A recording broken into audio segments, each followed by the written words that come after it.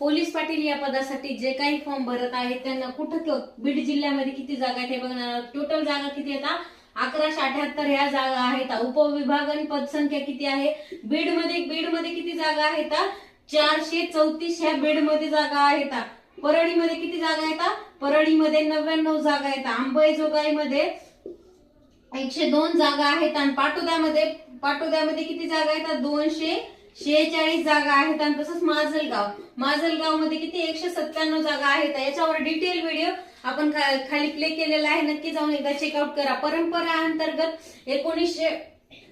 अंतर्गत अधिनियम म्हणजे अगोदर काय असायचं की पिढ्यानुसार हे पद हे त्यांनाच भेटले जाणार, वंश अंतर्गत हे पद भेटले जाणार. मग आता असं नाही. 1965 अधिनियम, महाराष्ट्र अधिनियमानुसार हे केलेलं आहे की हे पद हे परीक्षा दिल्यानंतर आणि खूप छान असं हे पद आहे ज्याच्यामध्ये आपल्याला बेसिक बुद्धिमत्ता, अंकगणित, श्रेणी, मराठी, जनरल नॉलेज याच्यावर प्रश्न 80 मार्काची लेखी परीक्षा असणार आहे. ज्यांना कोणाला